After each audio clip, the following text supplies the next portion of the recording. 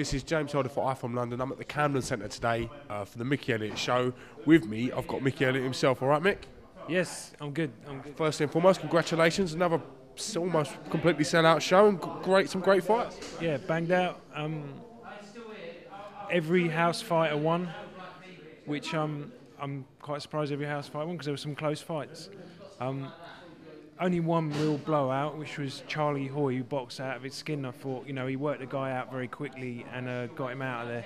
That's what a good fighter does. Do you think it shows testament to your matchmaking that there wasn't that many KOs in terms of the fights? Some of the fights were quite fair. And yeah, I mean, the purpose of these shows really is for the guys to get the education to prepare them for when they step up to their title fights, whether it's a southern area or a European title, whatever it is. I try and match, I try and get my own fighters. I don't want them getting one-round blowouts. If they're winning a round, great. Look at Charlie Hoy, smashed his guy to bits. But he done that because he spotted gaps in the guy's, weaknesses in the guy's armour, and he took him out of there. And that's you know a good fighter does. But really, every fight on the bill, I thought, you know, there wasn't one that had an easy night. They all had hard nights. And even Charlie, you know, he had to use his brain. He did use his brain. Fair play to him. Well done. 12-fight bill as well. The people have definitely gone home seeing a lot of boxing. Is that how you're going to do things in the future? Maybe like pulling on such a large bill? Yeah. I normally do between 10 and 15, but 12. The last one was about 9, wasn't it? Like the Coronet, maybe 8? 10. 10. Yeah, it was meant to be a 12 actually, and we had 2 pullouts with the flu virus that was going around. It was terrible. He lost 2 fights, but that's boxing, you know. Who's your fight of the night, personally? What did you enjoy watching tonight?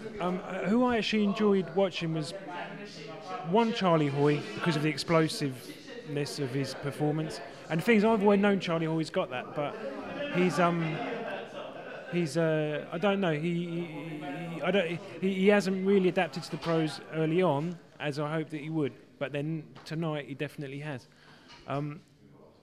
Joe Smythe I was really pleased with because Joe's the other way. Joe normally goes flying in big punches. Fantastic amateur career, hasn't he? Like I wasn't actually aware of his amateur pedigree before I interviewed him. I looked him up and he's won some great titles. Yeah, he has a good amateur pedigree, but as a pro. Do you know, I think this is the first time we've actually seen him fit in the ring. Normally he doesn't get, for me, really properly fit. Maybe preparation is something that he himself needs to work on a little bit. Now he had the confidence knowing if I have to go 6 rounds, I have to do it. The guy didn't really push him hard because Joe was on top throughout the fight.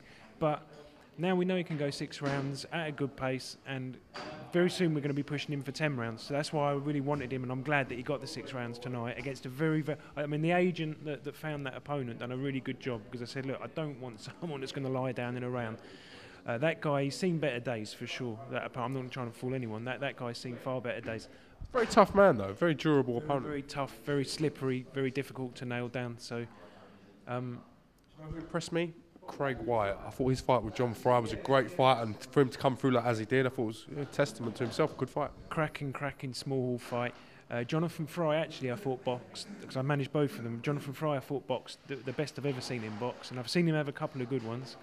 And Craig Wyatt. It was a great fight, really. It was a really good fight. That's what we want. You know, either of them could have won it. They both had a go, and Craig did well to come out on top. You know, seems to be quite a popular character, Craig, as well. Like, you know, he's moving up the wins and building up the rounds. His fan base seems to be growing quite a bit. He's very popular. He's got a real big following. You know. Does that help a prospect out? Do you think in terms of availability of fights and getting them fights, the fact that they can sell a ticket? Yeah, definitely, because he sells tickets means money coming into the promotion, which we need to have to run it, and he's very popular and he sells, so all good. And when he moves up to fight for his titles and things, and we're cutting the deal business-wise, well, I can say, well, my guy brings this to the table, you know, 200 ticket sales or whatever, 300 ticket sales. It's more money in the pot, yeah. Now, last time we spoke, you went viral with your EBU video that we done, talking about the ring. Now, was it just me? Was that ring today quite a small ring in comparison? Now, I'm not going to get the tape measure out. I'm not going to get the string out and do what you did. Do you want to take that? Yeah, no worries. Was that a slightly smaller ring to normal? That actually we do have a small ring. Why we have that is because we want fights. We want the fights to be entertaining. The thing is, for a European Championship fight, you've got to have it championship size, and it's not like we sprung it on them last minute. I wrote to them a week in advance, and they were given every opportunity, and I told them, if you don't, I am going to measure the ring on the night. Yeah, no, I quite understand that. I was just half expecting the EBU man to come bursting out the backstage and say, this is a small ring. Yeah. If I was running a European title fight, I would never run it in a small ring. Even if my guy is favoured in a small ring, I'll have it 5.5 metres, but I would never have it smaller than that. You know, Everyone wants their guy to win, don't exactly. We all try and advantage our own guy, but within the rules. The whole point of boxing is that it's not street fighting. We have rules. We have you know, people say to me sometimes, Michael, you know, why do you like this terrible sport? Guys trying to punch each other's head.